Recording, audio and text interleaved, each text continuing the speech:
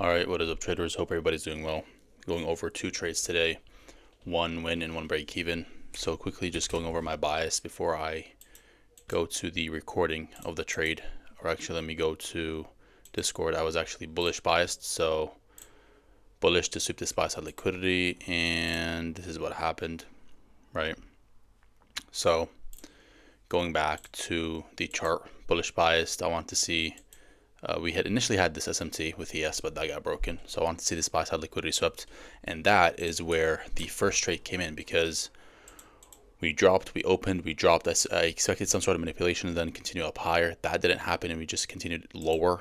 And then my short was based off of us falling short of this sell side liquidity right here, and that told me that, and this sell side liquidity is this, so it's pretty major, right? It's a 15-minute low. So I said, all right, there's sell side, there's a fair value gap lower below it, so we're probably going to sweep it. And so that was my short. It was based off of this order block right here. After we retrace up, stop loss was right above there, and then I moved my stop loss to break even after this drop, which I'm going to show you guys right here, and I get stopped out at break even. So let's go and watch the recordings. All right, so this was the first trade. This was the short. Right, so I'm going to go on to X speed. You can see here I move my break even almost immediately because we have this 5-minute inefficiency, and I move it to break even pretty much immediately because we come with this big push down and we inverse this 1 minute right here. So I don't want to be in this position if it comes back up, which did happen, and I did get stopped out at break even, and then it rolled lower. So break even there, 5-minute inefficiency right there, ES to the left. It tapped the 930 value gap and reacted off of it, so that was nice. And you can see here I'm kind of targeting between the sell side and the March 23rd new week opening gap high.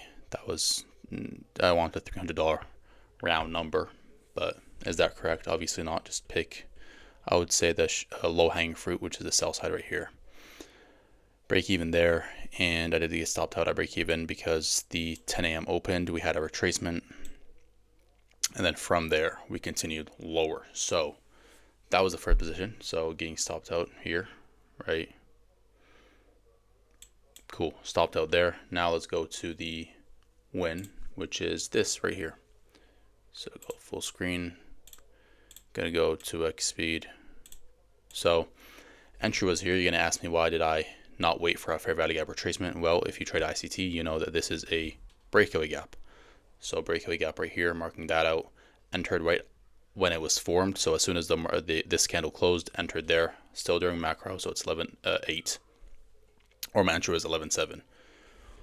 So, and my full target was this buy side right here, which you'll see I'm playing with my TPs. I'm only in 3 contracts, so I was debating on leaving 1 to run, which I initially do so, and you'll see that in a bit. But I take it off because I thought it was not really worth it for me. So entry was right at that close, and reason for entry was we took all that sell side. We have a lot of trailing buy side.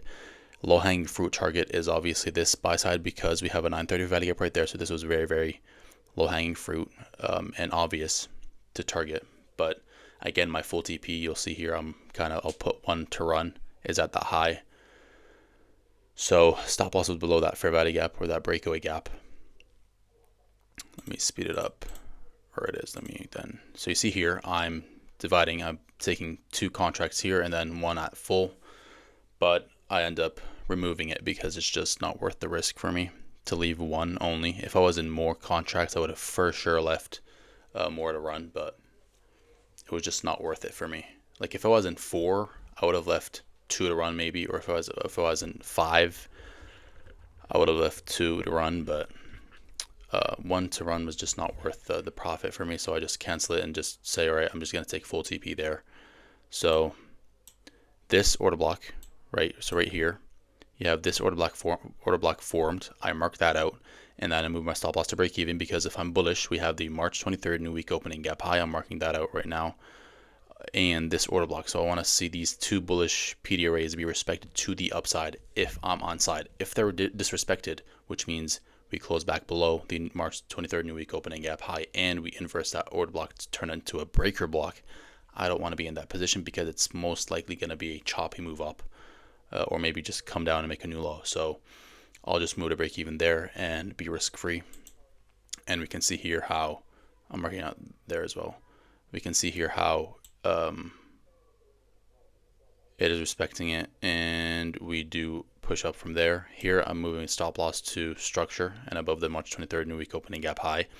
Honestly, small mistake. Well, not really a mistake, but I always say when you have like these main PD arrays, just let your stop loss be below it. So moving my stop loss right below the March 23rd new week opening gap high would have been a safer move.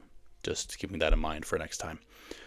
Here we tap into the 930 fair value gap, which I'll mark that out right here. That is also why I want to be trailing my stop loss, because we could have a reaction here and I don't want to get stopped out at break even and be not paid at this point.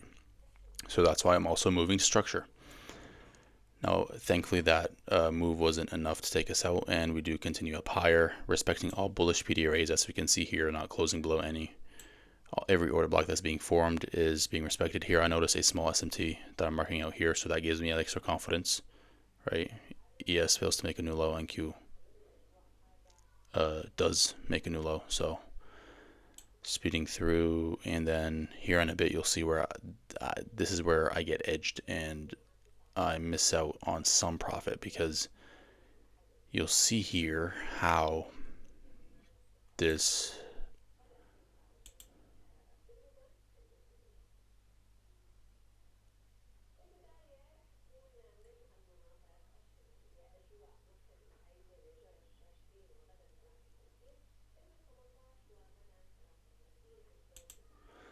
big move happens, and I hit these moves where, especially when one sweeps and then the other doesn't. So ES will sweep this buy side liquidity right here. You see that, and then ES doesn't. So I'm like, shit, am I gonna get edged here? And again, this trade has been on for over 13 minutes, so I'm kind of on off the screen. I'm on my phone, so this caught me off guard, and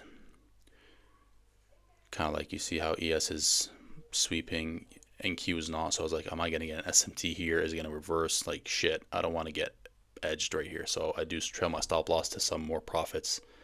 And then you can see how I'm hovering up a closed position, because I'm not gonna be just really too picky.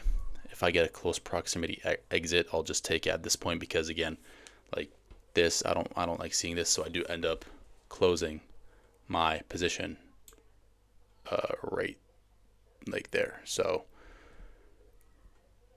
obviously, looking back in hindsight, it did sweep the entire buy side, so if I did leave a runner, it would have been hit, but still, to me, in the moment, it wasn't worth it. This was more than enough. So yeah, that's going to be it. Hope you guys found this insightful, and until next time, stay safe and happy trading.